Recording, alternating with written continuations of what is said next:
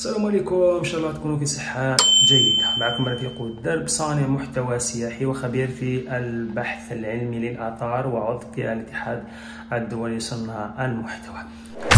كما عودتكم هذا المره رايحين نحطوا الرحال ونسافروا الى ولايه غليزان باش نكملوا المرحله السياحيه الاستكشافيه تاعنا لبعض المناطق المذكوره: بنزلطيس، مديونه، ورنو وودره وعمي موسى.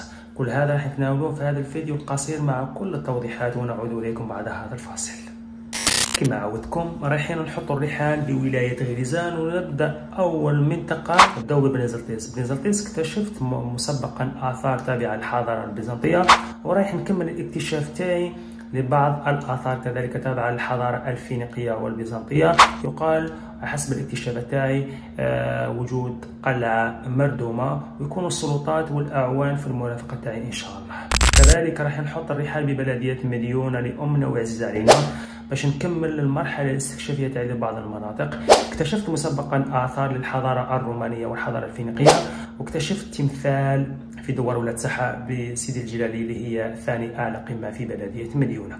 كذلك راح نكتشف مغارتين، يقال أن المغارة الأولى من العهد العثماني والمغارة الثانية من الحضارة الرومانية، جاية في قلب سيدي محمد بن علي. وإن شاء الله يكونوا السلطات والأعوان والمختصين في المرافقة تاعي لهذه الجولة السياحية الاستكشافية. كذلك راح نحط الرحال ببلدية ودره، راح نكتشف من أكبر المغارات على مستوى ولاية غليزان. يقال أن هذه المغارة من العصر الحجري الوسيط أو العصر الحجري القديم. إن شاء الله يكونوا كل المختصين والأعوان والسلطات في المرافقة تاعي في هذه الجولة السياحية الاستكشافية.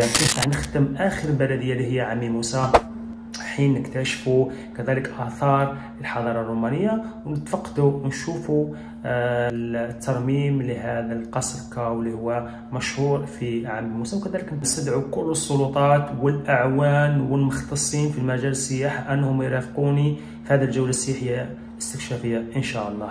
نتمنى من كل السلطات بنزلطيس، مديونة، سيدي محمد بن علي ودره وعمي موسى أنهم يقفوا معايا ويعاونوني ويساندوني باش نكملوا استكشافات ونكملوا الاكتشافات، باش نبينوا السياحة المحلية والوطنية ولما لا بالعربية، ما نخلوش الناس يضحكوا علينا. السلام عليكم ورحمة الله تعالى وبركاته.